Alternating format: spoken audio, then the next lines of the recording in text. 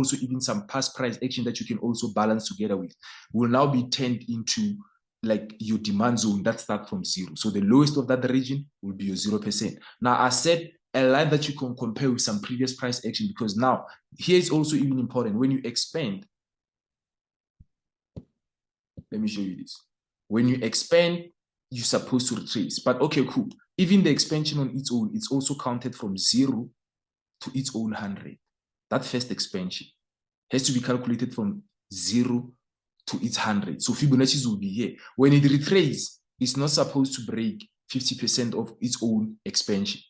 So even if it retraces, that will be good. And then even though you don't enter on the second, on the first high low that is being created, when it continues to break this new higher high it created, it's now already operating above the previous structure, right? And then what you wait for the creation of a swing high. A swing high, in terms of a main trend that you've determined by looking at the biggest area of value and the biggest, lowest area of value, right? Demand and then also a supply zone. 0 to 100 is already plotted. First, once you attempt to reach to 61.8%, it means this trend.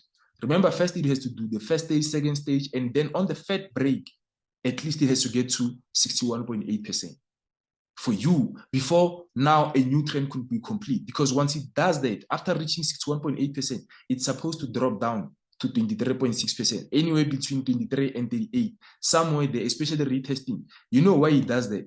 Is that already you have a new higher low that is here, with a new higher high that is created, reaching 61.8% of the main term trend. What happens is price comes and break your nearest structure, which is the next higher low. And then from there on, it will go back to what you call our swing low, which will balance with the second stage or 23.6% of your first impulse when you made it out of what? Of this pattern.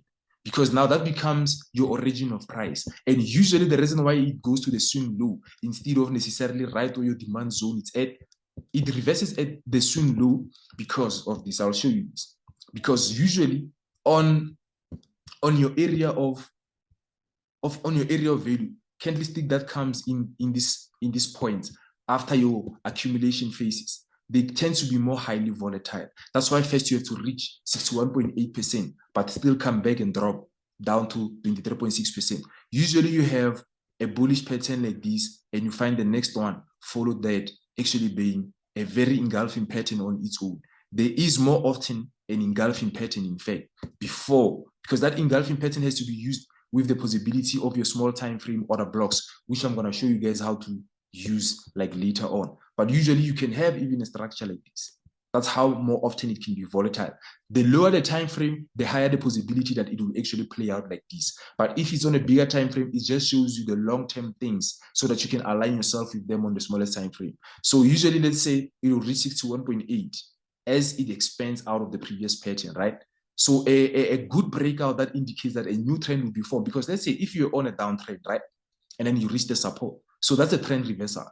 But if you were on an uptrend and then you reach a resistance, but a pattern like this happens, now that previous resistance turns into no longer a supply zone but a demand zone, and then you start counting it from 0 to the next possible 100% target that it could reach. Not necessarily your TP, but how far it could go possibly in relation to the previous price action, if there is a key level next to it. If there's no key level next to it, then look at the previous pattern of that chart.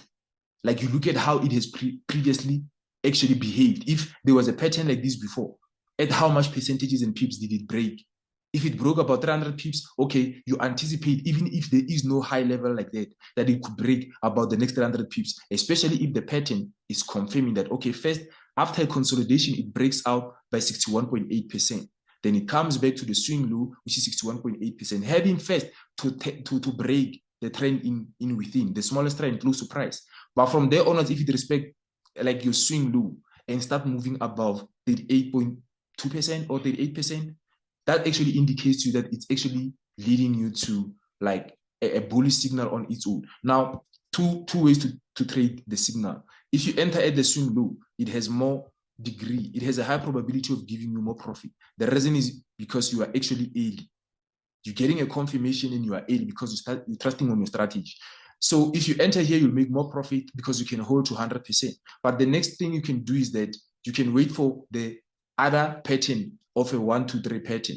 that actually happens above the demand zone. Like here, actually after the swing low, you have to wait for 1, then you wait for 2, and then on the breakout of this pattern, you can now say, okay, cool, now we're making it above the previous high which you have just made over here.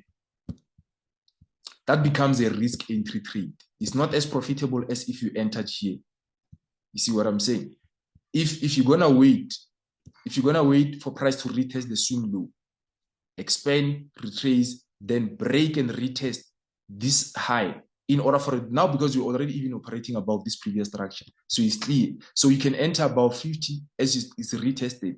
And then if you're entering here, you just hold at least up until 80 to 90%. But if you entered at the swing low and you're holding this trade, that becomes easy, depending on 5 minutes, 30 minutes, whatever time frame it could be. The reason I'm showing you this is because I think there's a certain pattern playing, they're taking shape and form with regards to the V75. So far, we came from the area of value long on, I think about Saturday, yeah, early Sunday, yeah, late Saturday. So you have expansions, you have retracement. This pattern on its own followed with the expansion. We saw the similar pattern over here. We went all the way up with it.